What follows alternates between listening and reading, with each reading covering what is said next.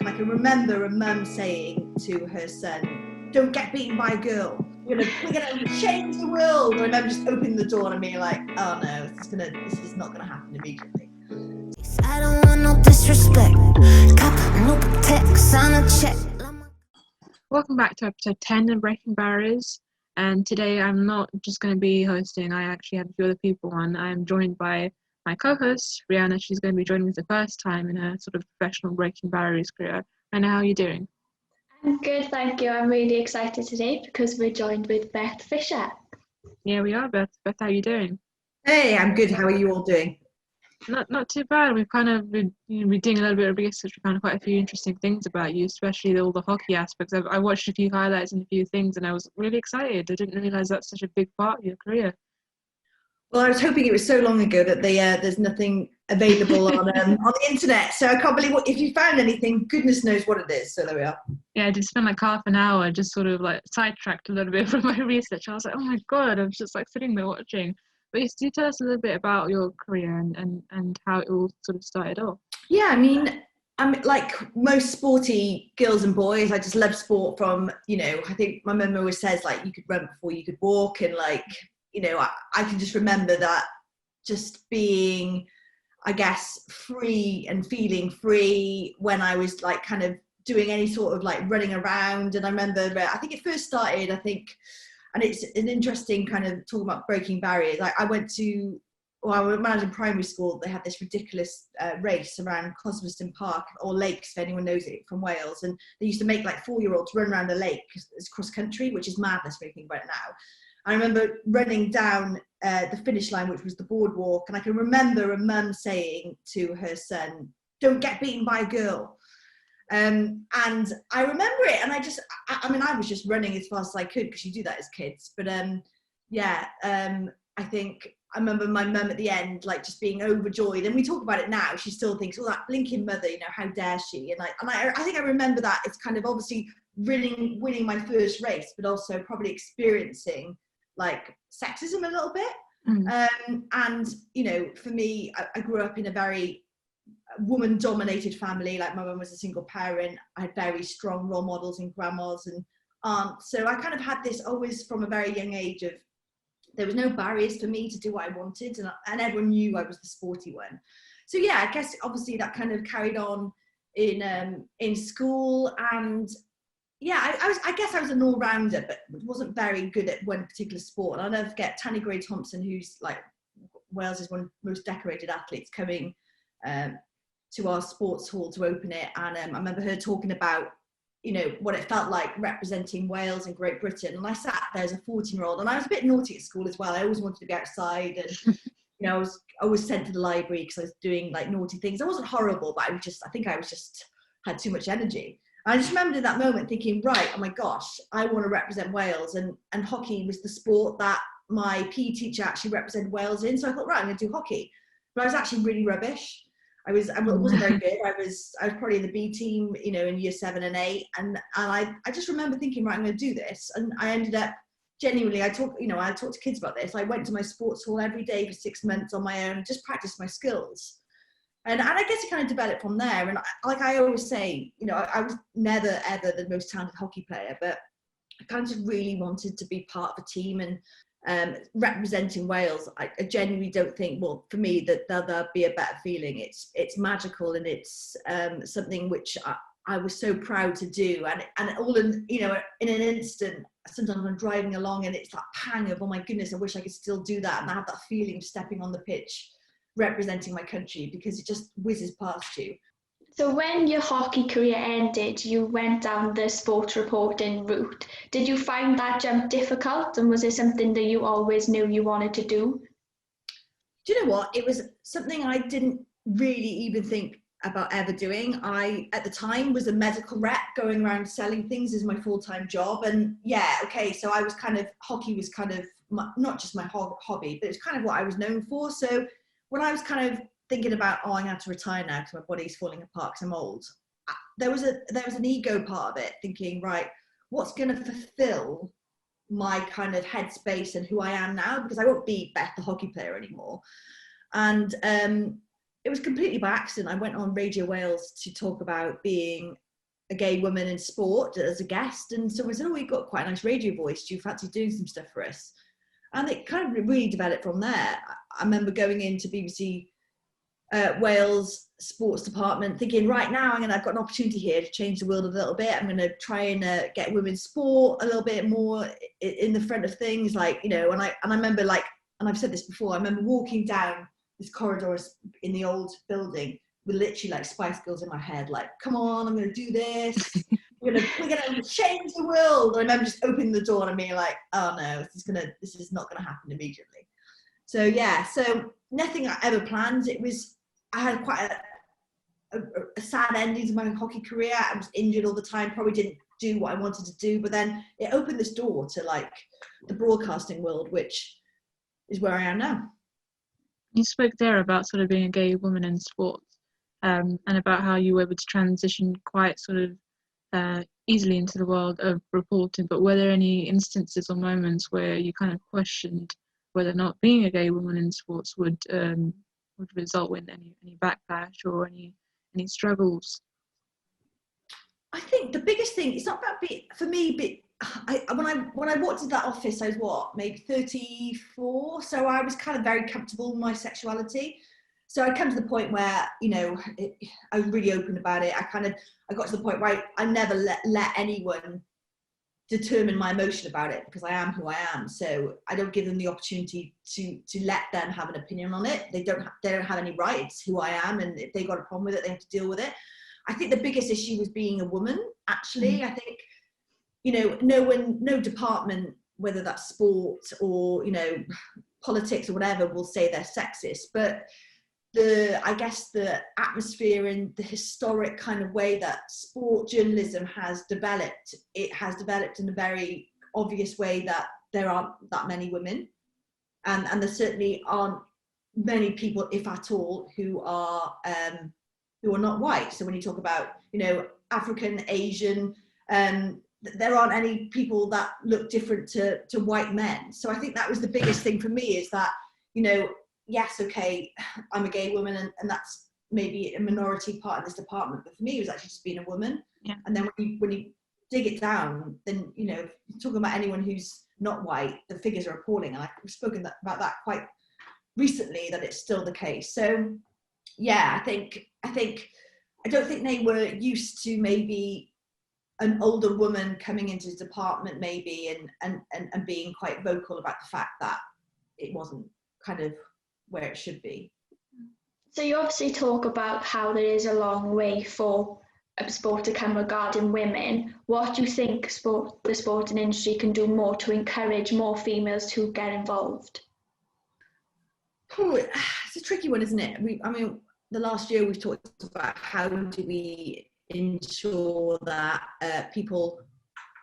all people can be involved, not just in sport, but politics, whatever, within management. I think there's got to be, I think I'm trying to think this really kind of deep about it. I think, if I'm being honest, I think there's got to be a responsibility of those women within the departments now to not close the door around them. And so what I mean by that is, there's quite often sometimes, if you're maybe one of the few women that's in a department, and I remember this actually, you know, in a certain company, that, you know, you bring in another woman is coming in, and there's this fear that from the other women that they're almost going to replace you, because there's this kind of element that it's competition against you. And I think what women have got to really realise, if I'm being honest, is that you cannot go up to the penthouse, have a party, and not take the lift down and get all the other women with you, because it's going to be a lonely party if you're the only one up there. So I think there's a huge responsibility, and yeah, I guess it is a heavy weight on people's shoulders to be that voice and to be that person to say, do you know, I'm here, come in and have a look, and if there's anything I can do to help you. Because when we talk about you know, people from a Black, Asian, minority ethnic backgrounds, a lot is talked about closed networks, and I understand that, because I understand that from a woman-man perspective in my industry, and I think it's about opening the door to networks that necessarily aren't your best friend or someone's daughter or someone's son, you know? And I think we've got to be more conscious about that. I think no one goes out to be, you know, how can I put it, you know, only choosing white males, but I think there's got to be a cut-off point where they have to double check themselves. Does that make sense? Yeah. Yeah.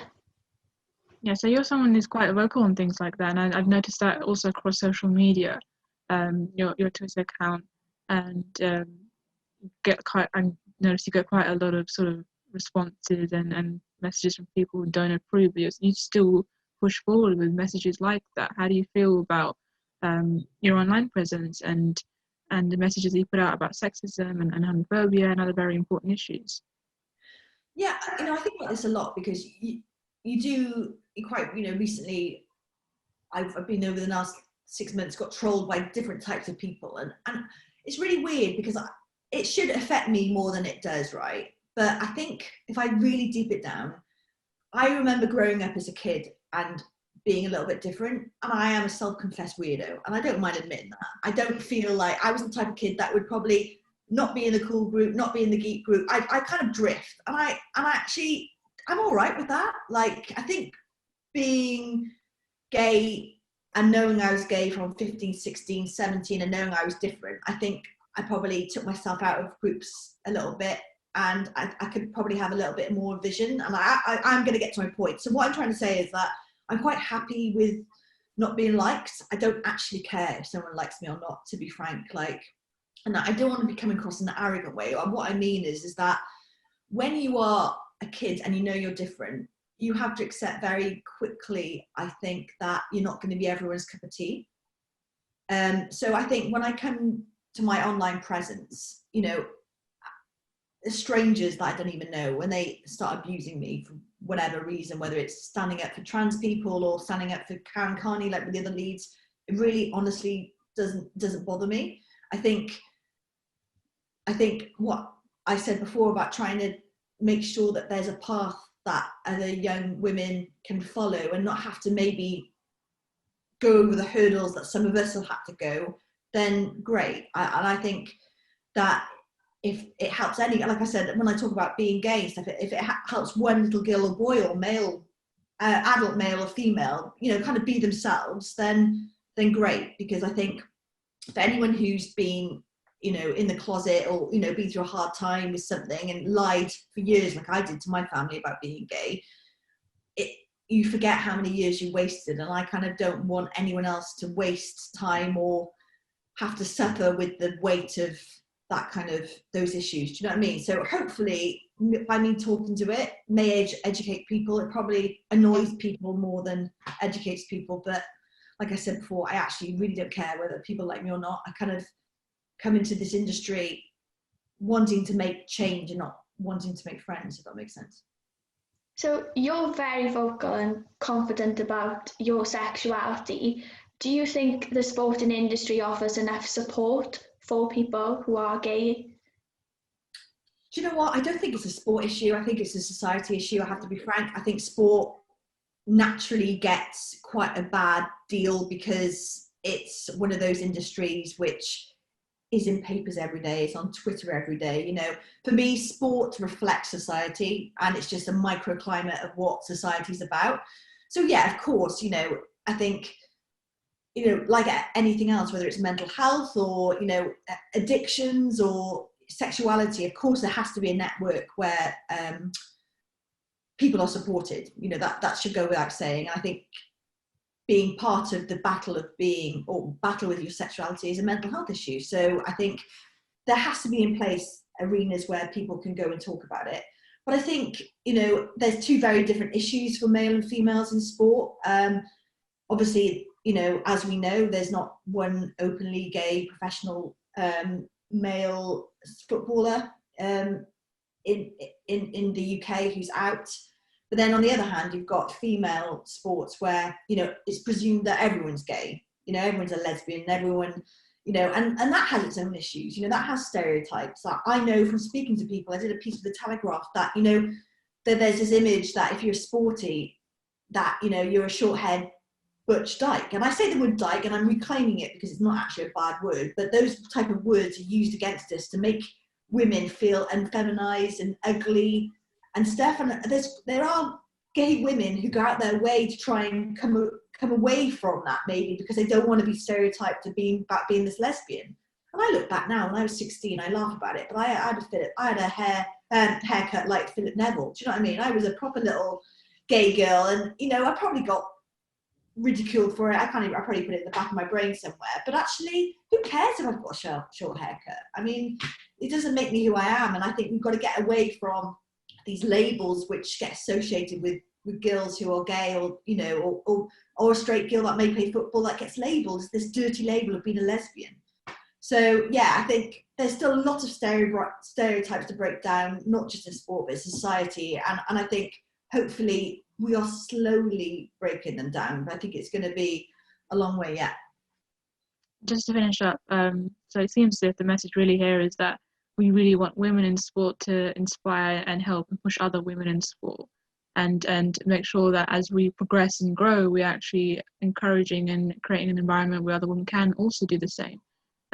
Is that sort of what you want to impart upon, people follow you, people listen to you, people read your content?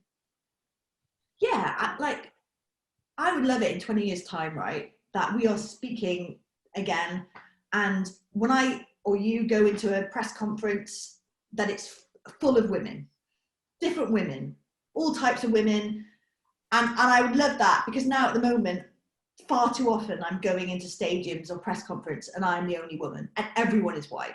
And it's just, in my view, we know, and I don't have to tell you girls about how diversity enriches, you know, content, it enriches things that we go and talk about. So that is my hope, and I think we can only do that by being allies, whether that's me being an ally to the Black community, whether that's you guys being allies to the gay community. I think we have to really stick together and, like I said before, send down the lift and bring people up for the party, because at the end of the day, who wants to party on their own? Definitely not me. Not me either. Beth, sorry, Rhianna, have you got any more questions for Beth? No, I think that's it. I think you are an inspiration, definitely, for young girls and just young people in general. And I'm really glad we had this conversation, because I think it's not something that we do quite a lot. As you mentioned, like, there's probably a lot of content about feminism and women in general, but we don't really look at the different sort of sections and the intersectionality that's involved. Like you mentioned, not just being a woman, but being a gay woman and women a different colour. So it's really important to have this conversation, and I'm glad that we're putting out this content. Yeah, and I think it's brilliant. Like, God, you girls doing this, I think. You know, how old are you two? 22. I'll be 20 next week. Could actually be another, both of you, how depressing.